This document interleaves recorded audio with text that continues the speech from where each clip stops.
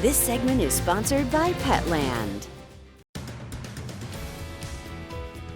Joining me is Ron from Petland, and Ron, just looking at your office behind you, it's all decked out for Halloween. What can we do to keep our pets safe during Halloween and keep them out of the candy bowls?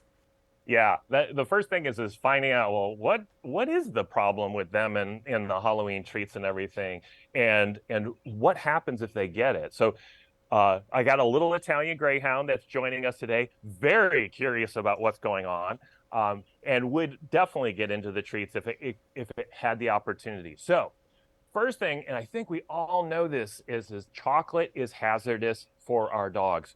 You got to keep it away from them. And chocolate, here, I have a story of my little dachshund got into chocolate, and it was that baker's square, 2 full bricks, tiny little dachshund, got it all in there. Luckily, before we even got home after it got into it, it was one of those, the cat knocked it down and the dog ate it thing. Luckily, it got it all out, but we did call the veterinarian. And if this happens, call the veterinarian right away. There is even hazardous chemical hotlines for pets that you can call. Get on touch with them because they can coach you through what to do if that happens. The next thing is raisins. That chocolate covered raisins, this is the season for those. I love those things.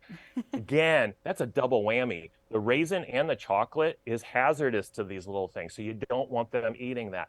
And then xylitol, that sugar supplement thing, that is even, so you're like, well, this one's going to be fine. No, it's all hazardous to them. So you want to make sure that you keep all those treats away from them. Make sure that they have their ID tag. So if you open the door and they run, at least they have that ID tag. Microchipping, reminder, all dogs need to be microchipped and registered in the national database. And if you haven't done that, do it now. Call your veterinarian on how to get that done.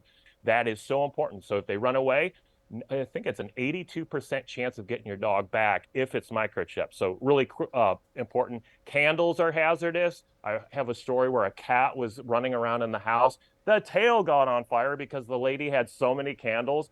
Dad walked in and went, what is going on? So candles are hazardous.